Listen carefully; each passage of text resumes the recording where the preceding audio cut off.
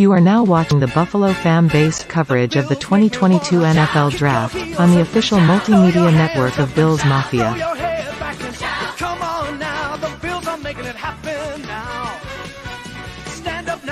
Tune into Bank It with the Back Door, the place to hear great sports content and win money. With host, Jason Malloy. Currently, we've got the draft coming up. We've got baseball history. We've got the Robinson Day, important day. Every Saturday night at 9 p.m. Eastern. Hello. How we doing, folks? My name's Jay Don't Fade, Jason Malloy, government name. Today, we're going to talk Buffalo Bills. We're going to dive right into it. Okay, we got a lot of interesting stuff going on. Nothing crucial to the importance of this here, knock on wood, Super Bowl season. However, there's a lot of stuff going on in Bills land. Well, not so much in Bills land. Involving former and, some current, not current, but previously current members of the Buffalo Bills. Recently, I guess is probably the best way to say it. Recently, current members of the Buffalo Bills. Not our draft picks this week, folks. We are going to get into some betting later on as well, just give you a little forecast. So we're going to first start with an interesting story from a former Bill who some of us probably liked this. I guess you could say like his style, his aggressiveness, his play to an extent for a short period of time. Some of us probably hated him. I didn't hate him. Obviously, I don't really hate anybody, any football player that's just trying to do his job and figure out what's going on and be successful, of course, for themselves and their family. But definitely not fan favorite, I guess is the best way to put it. So we'll dive right in. First story, Marcell Dareus is trying to come back to the NFL. I'm not laughing because him not having success. I'm just never thought I would see that, in this last, when I woke up and my head came off the pillow the last couple of days. Marcell Dareus. I was wondering what happened to him. I have that, I don't know if, obviously as a diehard Bills fan, I'm sure a lot of listeners here probably can,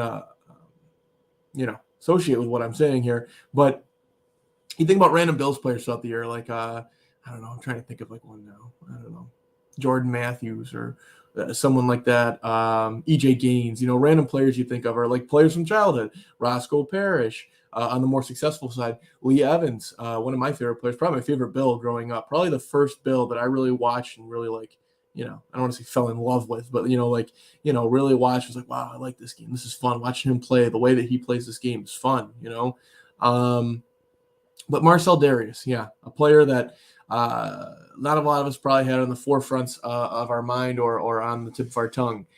However, he's trying to make a comeback. It's with the Baltimore Ravens. So I guess if he's picking an organization where you could, probably prosper as a defensive player, it's going to be the Ravens system.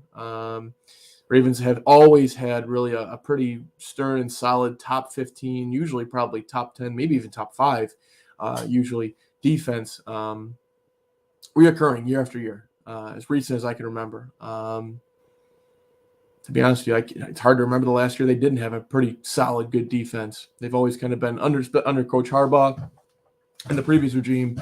Brian Billick, I want to say, they had a decent defense as well. They just know how to put them together. There has been some coaching changes there, but apparently John Harbaugh has said that he has impressed in the rookie minicamps. So we'll see how it goes. We'll see if he gets offered a contract. I'm sure for him, he's probably trying to treat this like a fresh start. If you want to go over some of the stats. Yeah, we did give him a long extension. We drafted him high. He was a consensus top 5 pick, and we did draft him, like I said, fairly high. So being top 10, top 5 even consensus, will get you taken pretty high and respected in a lot of league circles, especially coming out of the league and then having a modicum or at least a little bit of success in the league. His numbers were kind of staggered, though. So if you look at the numbers, 2011, his rookie year, of course, he came in the league with that suspension.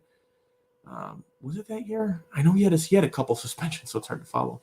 But he had a suspension for league substance abuse. 1 game his first time, and then I think it was 4. It may have even been 5 games the second time. As Stephen A. Smith would say, he just couldn't stay off the weed. That seemed like probably what the issue was, I'm guessing, and it's kind of funny now that it's legal, obviously, and at least here in New York State in Buffalo. But yeah, regardless, it's not used for NFL players aren't allowed to use it, and that's just how it is. I'm sure Josh Gordon isn't happy about that either. Josh Gordon's one of my favorite players, by the way. I've always rooted for that guy. Either way, 2011, 5.5 sacks and tackles for loss are a big stat to me. 9 tackles for loss. Okay, so rookie year, obviously your top 5 pick. Guys aren't going to come out automatically with double-digit sacks. Some do, but most don't. Next year, okay, you start to get a little bit worried. 5.5 sacks again, 5 tackles for loss, so less numbers and in more games technically because he started 15 games. He played in all 16 games as a rook. Only started 15. Started and played in 16 games in 2012, and same numbers, a little bit less actually on the tackles for loss there. Less tackles as well. And next year, this is when you start to get a little excited. Okay, so next year, 14 games started, all 16 games again. It's good health-wise, obviously, at least. 7.5 sacks and 8 tackles for loss. Okay, get a little excited there. 71 combined tackles, 46 solo tackles, 25 assists.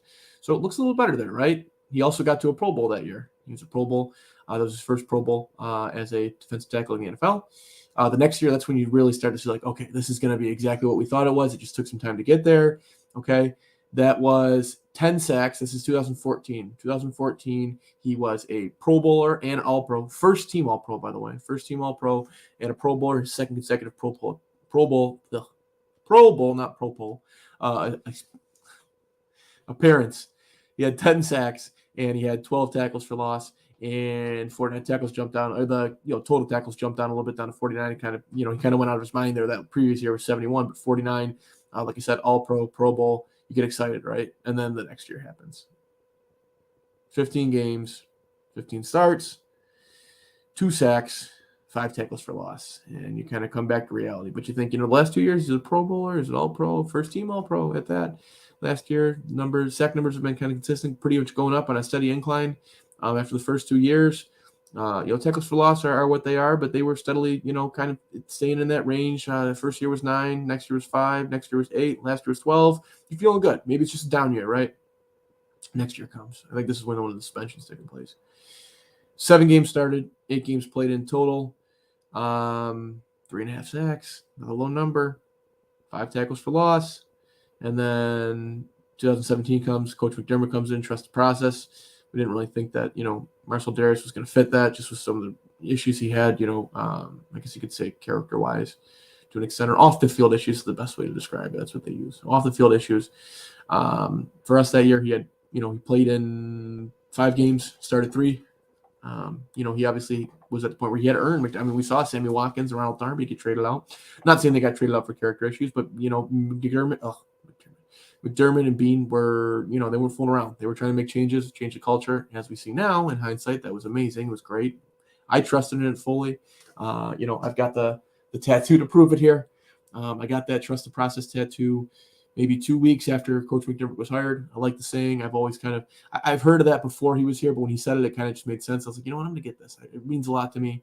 Plus, I'm a huge Bills fan, and I wasn't really ready to get the Bills logo tattooed in that spot yet. So I was like, let me get this. I like this.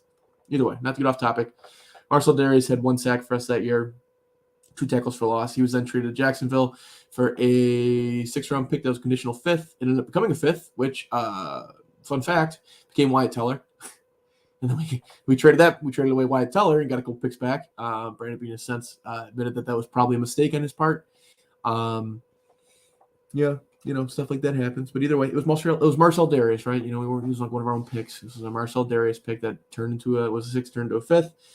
And then he did. It's not like he picked up his play there. He started in 1 game, played in 9, had 1 sack, and 1 tackle for loss. Yeah. Next year, more of the same. Actually, less of the same. He had 1 sack and 2 tackles for loss. Okay, and the next year, this was his last year in the NFL. And I want to say, in 2018, it's not like he didn't get an opportunity. He had 1 sack and 2 tackles for loss, 15 games played, 15 games started. He was playing. He was a starter on that team, So there was an opportunity there, 32 tackles. Last year, 2019, 6 games started, 6 games played, of course. And not even a whole sack. He had half a sack and 1 tackle for loss. It's fairly pitiful for a guy that once was not only a Pro Bowler, but an All-Pro, first-team All-Pro, with double-digit sacks, double-digit tackles for loss, and a force to be reckoned with on a Buffalo Bills front that at that time was pretty good. So yeah, we'll see what happens in Baltimore. I personally don't think it's going to work out, but if there is one place that it could work out, it's Baltimore, as I mentioned. Really good defensive coaching there, really good defensive scheme there. I like a lot of young guys trying to prove themselves, and it's actually not even that. It's a perfect mixture of young guys trying to prove themselves and guys who have already proven themselves. I believe they signed. Oh, it's right at the tip of my tongue. Marcus Williams. I could be wrong. If I'm wrong, correct me. But Marcus Williams, I believe they signed Marcus Williams, and yeah, we'll see what happens there. They've already got Patrick Queen, who's a guy that I think, like I said, I'm a huge Orioles fan, so I'm within the Baltimore Ravens circle to an extent. Not that I'm a Ravens fan, obviously I'm not. Diehard Bills fan.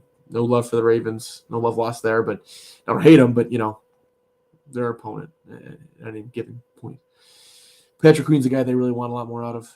They got Marlon Humphrey. They had a lot of ACL, a lot of really dire injuries last year that I think honestly was really the end and the demise of their season. Lamar Jackson got hurt down the stretch, but you had guys like Justice Hill went down, and J.K. Dobbins went down, and Marlon Humphrey went down, and Marcus Peters went down. I mean, it was just guy after guy after guy after guy after guy after guy after guy. You can only take so many hits, and we know that just from losing from one of our really top guys for the rest of the year, and that was Trey White. Might be even hurt this year. We felt that. Imagine how they felt. Take Trey White, times that times two. Marcus Peters, Marlon Humphrey gone. I know Marlon Humphrey was definitely hurt. Marlon Humphrey gone. Other guys in the secondary gone as well. Earl Thomas might have been the year before, but either way, that's another guy they lost. They swung big on and lost on. That's a story of our Baltimore fanship with not only the Ravens but the Orioles. Swing big on guys like a Chris Davis, who we are still paying, I believe, and you get nothing out of it. Mark Trumbo, more the same. Mark Trumbo was all right the years he was here, though. I take that back. He was okay for the money. Got a big contract regardless, though, right? So that's that. Marcell Dareus, you guys let me know in the comments on this video when it posts or now if you're watching, and let me know what you think about Marcell Dareus. Maybe we'll bring it back up again later on the show. I don't really have him indifferent to it, but I think that he has a chance to do well, and if there's one spot, it's Baltimore. Other spots, but I think Baltimore would probably be my top pick for him to go if he's going to try and make a comeback after two silent, not even silent, just non-existent years where he's not in the NFL. Next topic I want to talk about before we get into betting to wrap it up. We are going to have a 30-minute show tonight. No guest. I'm just going to do a little solo shot here, get a little quick information and content out there and see what you guys think. So the next one I want to talk about, just because I saw, was an interesting article on the Bills Wire by Nick Wojton, and it was titled "List of Buffalo Bills Players Who Are Still Free Agents." And I thought I clicked on it. I want to see what it was about. See the names. Yeah. Jerry Hughes. That's one guy. That's the headliner. Emmanuel Sanders, Justin Zimmer, Cole Beasley, Darrell Williams, Star Lotulelei. Excuse me. AJ Klein. And this one's interesting to me. Christian Wade. Not interesting for the fact he hasn't got signed yet, but this was a guy that was tearing it up in the preseason a couple years back. I thought he was going to be successful, and I'll tell you why. And this may just be a mundane, really ignorant or broad way of thinking about it. But Christian Wade was a rugby player who converted to football, and long day, folks. Converted to football, and he seemed very willing to learn. He's very strong. He even had some breakaway speed. We saw that in the preseason. Obviously, playing against 4-string guys in the spots that he was coming in the third, late third, early fourth or late fourth quarter, even in some games. But I liked what I saw. I wanted to give him a chance at least. I wanted to see what he had. However, he just didn't make the cut. And bringing in Cook and Duke Johnson and already having Singletary and Moss trying to fight for his life on his roster spot life. There's just no room for Christian Wade. If things didn't work out, and obviously, I would never want this, but if things didn't work out, with Coach McDermott and the scheme and how we had all the success we've been having over the last couple of years, then maybe Christian Wade would be up here. Maybe he would get a shot, but there's just no way for him to crack this roster at this point. With where we're at, we're not at the point where we're giving, former rugby player turned football players chances in the regular season. Would I like to see him and would I still like to see him? I mean, these are guys that can still come back, keep in mind. Would I still like to see him come back and maybe get a shot in the preseason and see if he can just wow us? He's really picked up football. He's really picked up the packages, and he's really picked up the playbook. and he's really gotten some of his footwork and his mechanics down, and he's still got that it's a little bit of that breakaway speed and that cut speed, but he's all got that almost like I almost thought that he would turn into what we thought that Zach Moss would be. Like I thought he'd be a strong guy, but have a touch of speed and a little bit of shiftiness, but more strength and like really use that. This guy's used to playing football with no pads essentially in rugby. So I thought he'd bring some of that and be like, oh, the pads are a bonus. I'm going to run you over, make a business decision like Zach Moss said, which hasn't really forced many business decisions, unfortunately, lately. But, is it something that, I thought Christian Wade would be able to, come in and just run people over, and it hasn't been that, but he hasn't really gotten the opportunity to do it either. So if it isn't here, I hope it's somewhere else. I like Christian Wade. I always did. I like the way he was with the media. I think he's got a chance to break on somewhere else, maybe a rebuilding team, kind of like where we were, maybe even the Giants with Coach Dable, right? We'll see what happens. Go to the next name. I'm going to talk about 3 of these names, and then I'll give a little bullet points on some of the other ones. Jerry Hughes.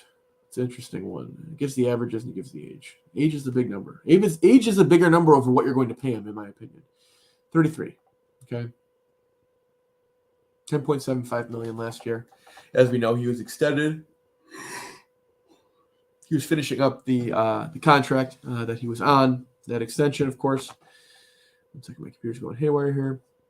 He was really an anchor on that Buffalo Bills. Really the only, I don't want to say only, really the talent guy that you have. Like the guy you have on every team that's like got that talent. He's the name, right? Like he was the name for years on the Buffalo Bills front.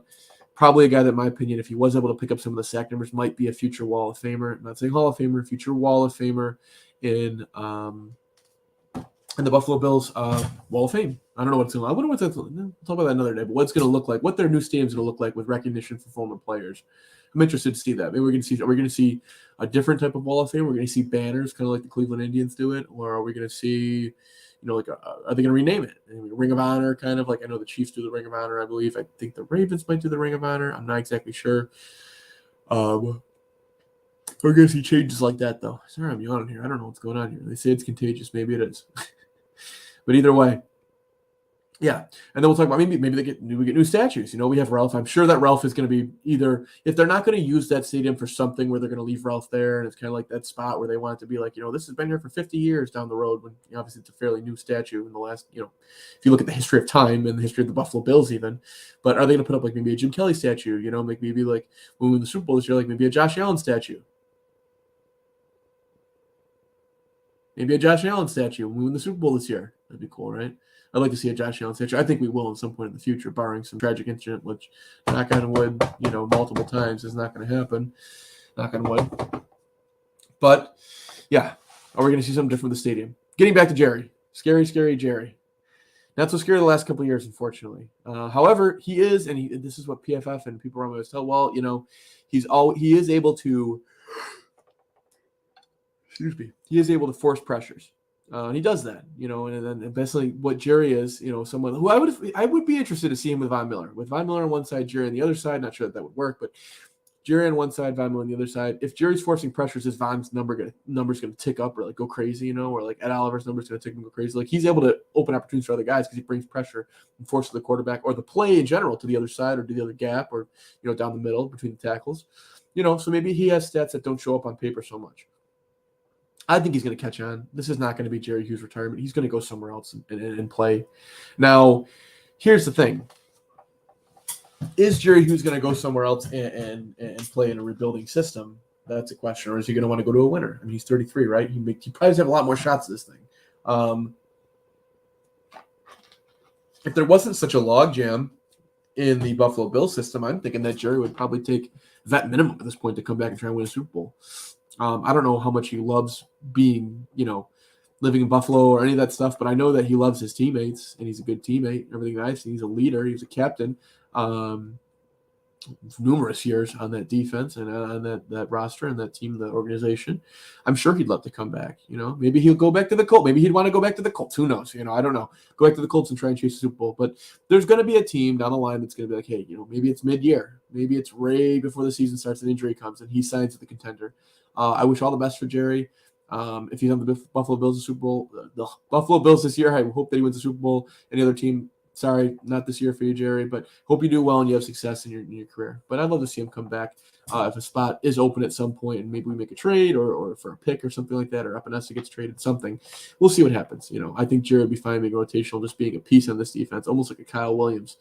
Kyle was pretty effective even until he retired, but almost like a Kyle Williams type of player where he's here more for leadership and teaching those young guys. Because, yeah, having Von Miller is great, but why not have a Von Miller and a Jerry Hughes teaching our young guys? I love the idea of it. Not to mention they have some chemistry, and they already kind of respect Jerry because they know him. He's been the leader there. So that's that. Last player I want to talk about from this list, and here's the names. Emmanuel Sanders, Justin Zimmer, Cole Beasley, Darrell Williams, Star Lutulele. I still can't get this after years, right? Star Lutulele and AJ Klein. Okay. Guy I want to talk about. Post-draft. I think I want to talk about Darrell Williams or Justin Zimmer. Both of them. Darrell Williams, Justin Zimmer. I think we can use both for depth. Now, yeah, we made some signings. Justin Zimmer's kind of not, so needed there. But he's a guy that brings that spark, brings that fire. He plays 100% on every play. And he's the guy that kind of meets that McDermott makeup, in my opinion. So I could see if there's an injury that goes down, or even maybe if we can somehow sneak – I don't think you're going to sneak on the practice squad, but if you can sneak a guy like that in the practice squad with the new rules they have, that'd be cool as well. Darrell Williams is the guy I want strictly for depth. I want to have as many offensive tackles in there as possible, so I'm not seeing Cody Ford in there.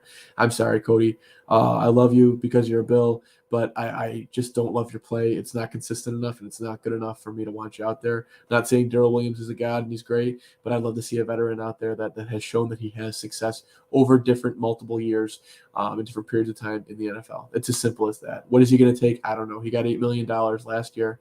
Will he take a deal? Well, I mean, we're at the point now where we can start actually saying this and not being like, just because we win the playoffs one year, or will he take a deal to stay in Buffalo? No, will he take a deal to stay in Buffalo, number one, and be with the best fan base in the world? And number two, will he take a deal to try and win a Super Bowl? Because that's what they're doing this year. Knock on wood. I say that a lot if you haven't noticed. But yeah, I love to see Darrell Williams come back, and just be added there just to bolster that offensive line. Yeah, that's what we got for Bills content today, folks. Exciting stuff. I cannot wait for the season to start.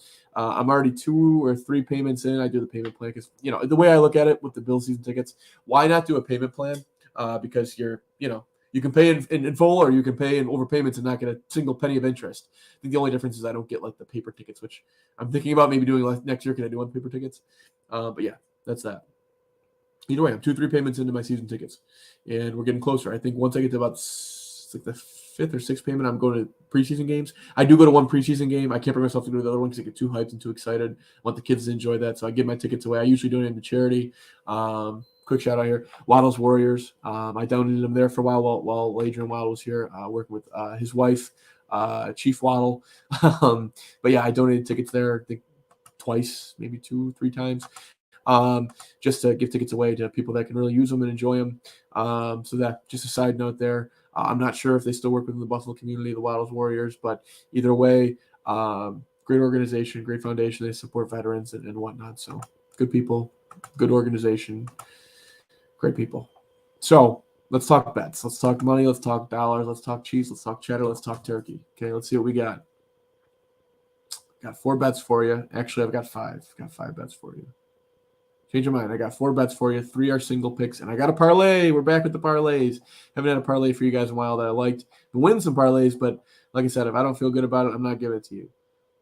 I won some. They got lucky. You get lucky. Sometimes you get really unlucky, and I've seen people hit like 12 leggers, and the 13 leg doesn't hit, and they're like pissed they didn't cash it out. Which is why I use FanDuel, by the way. FanDuel gives you live cash out options. They're not always the greatest, but gives you a chance to win some money. If you're better like me, I want to take safe picks. If it's 3-2 and a dog is winning in the NHL and I'm getting offered, a cash out with 100% profit on it, I'm taking that money back. Give me that, please. I'll take that all day. Even if I do and I would have won the bet later on, I'm taking that money back. Got to bet smart. And we're going to talk about betting equations and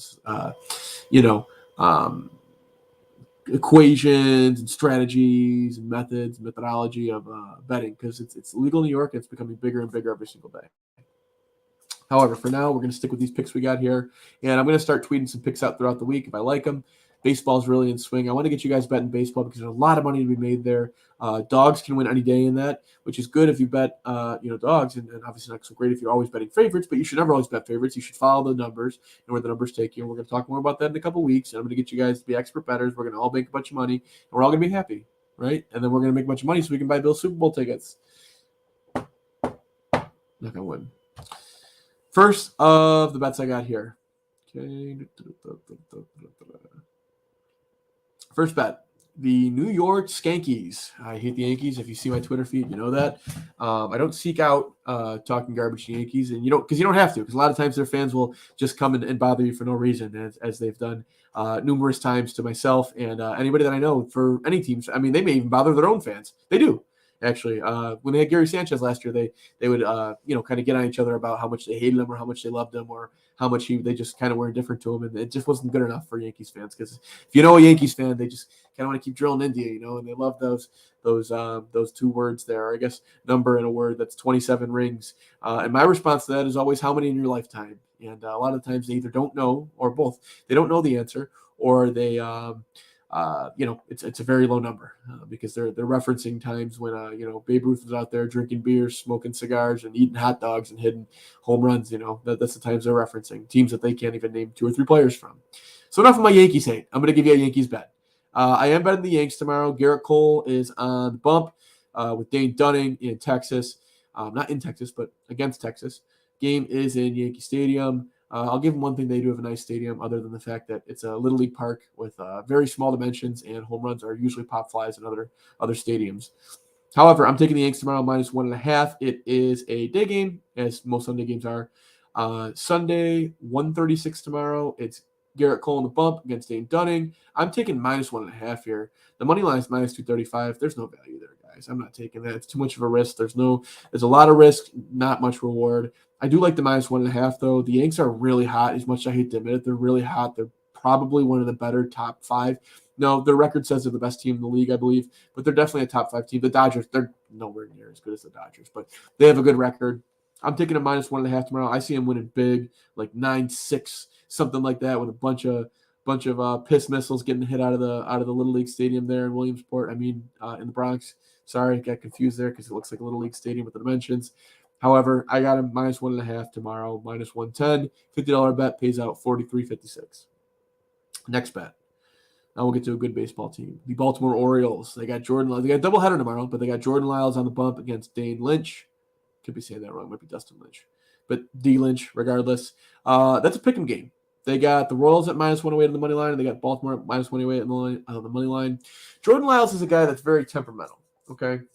So he's going to give you a lot of innings regardless of what he does. He's going to give you a lot of pitches, whatever he does. He's got a lot of length. That's why the Orioles signed him, veteran with length. However, he's either going to give you a great outing or a bad outing.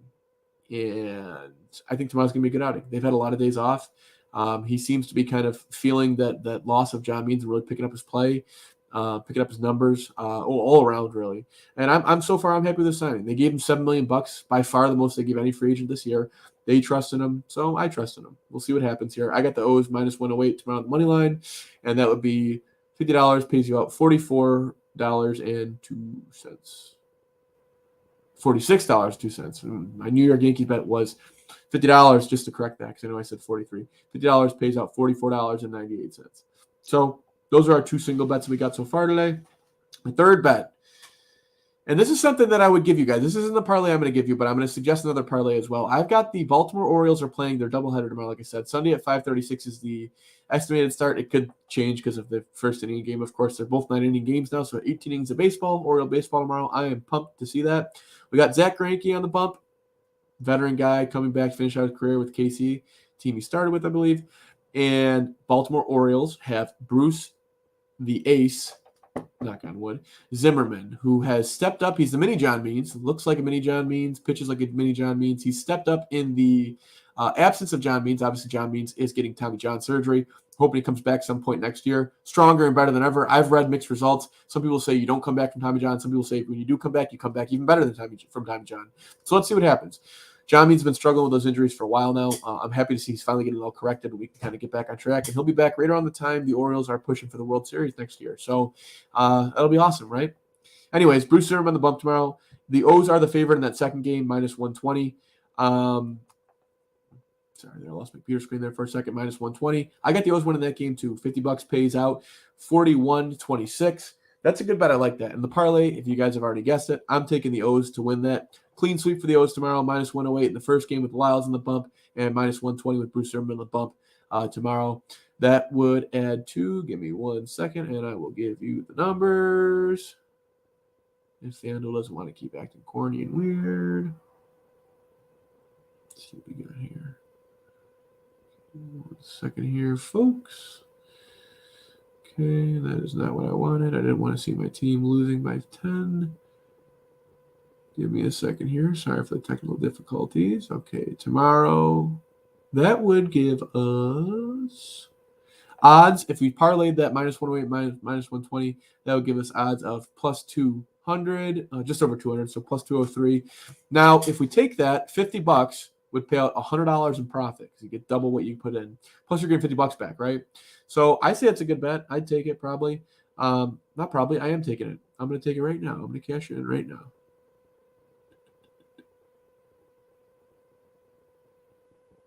There we go. I locked it in. I took it for $20. $20 pays out 40.